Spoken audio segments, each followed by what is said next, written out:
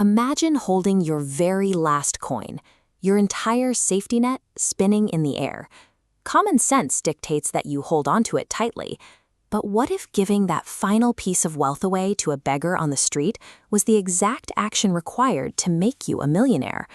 To understand how that happens, we have to look at a young man named Huey Erskine. Huey was undeniably charming. He had crisp brown hair, a clear-cut profile, and was widely popular across London society. He had absolutely every accomplishment a person could want, except one: he had zero financial stability. In Victorian high society, romance and charm were privileges strictly reserved for the rich. Unless you had a permanent income, being a fascinating conversationalist didn't pay the bills. Without a foundational baseline of wealth, Huey's immense popularity left him entirely powerless. This lack of money became a critical problem because Huey was deeply in love.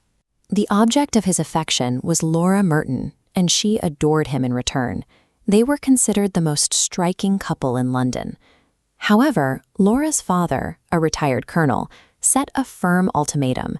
Huey was absolutely forbidden from marrying Laura until he could produce £10,000 of his own money in the bank. Huey genuinely tried to earn it. He tried the stock exchange but couldn't keep up. He tried selling tea, then dry sherry, and failed at both. Earning that kind of capital through normal professional avenues was simply impossible for him. He was caught in an unwinnable situation. His entire future and the woman he loved were held hostage behind a financial threshold he had no realistic way to cross. One morning, Huey stopped by the grand, sunlit art studio of his good friend Alan Trevor. Trevor was a master painter, and his studio operated like a world apart from the strict financial calculations of the city outside. When Huey walked in, he noticed a model standing on a raised platform in the corner of the room. It was an old beggar. The man looked incredibly pitiful. He had a deeply wrinkled face, etched with intense exhaustion. He wore a coarse brown cloak torn to shreds, and his thick boots were heavily patched and battered. Alan, the artist, saw this misery purely as a brilliant aesthetic asset to be painted and sold. But Huey looked at the old man and immediately recognized a profound human suffering. As the painter stepped out of the room for a moment, the old man slumped onto a wooden bench. Huey was broke, but he realized that this man's daily existence was far worse than his own. Huey checked his pockets. He found some copper change and one single golden sovereign.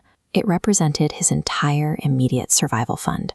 Giving that coin away had a very real, practical cost. It meant Huey wouldn't be able to afford a carriage. He would have to walk everywhere and skip basic comforts for at least 2 weeks. He walked across the studio and slipped the sovereign directly into the beggar's hands. The old man started, and a faint smile of surprise flitted across his face.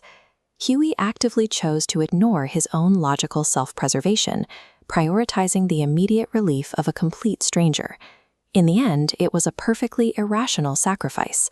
Later that evening, Huey met up with Alan at a local club, and Alan casually revealed the actual identity of the model from the studio, Baron Hausberg.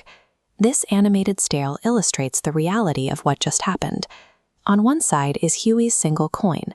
On the other side is the massive wealth of the Baron, who was one of the richest men in Europe. He had a house in every capital, dined on gold plates, and was simply posing in rags for a painting on a personal whim. Huey's stomach dropped. He crashed into a deep sense of shame, horrified that he had just handed out his petty charity to a billionaire. Superficial appearances had completely inverted reality. What was genuinely a noble, selfless act on Huey's part now felt like a foolish, humiliating mistake in the eyes of society.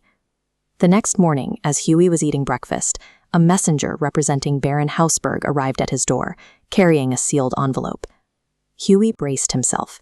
He fully expected the letter to be a sharp scolding for insulting the Baron, or at best, a demand for a formal apology. But inside the envelope was a note calling it a wedding present from an old beggar. Resting beside the broken red wax seal was a bank check for exactly £10,000. Huey's selfless act bypassed the cold logic of wealth altogether. While rich men were common in Victorian London, a millionaire who actually recognized and rewarded pure empathy proved to be the rarest phenomenon of all.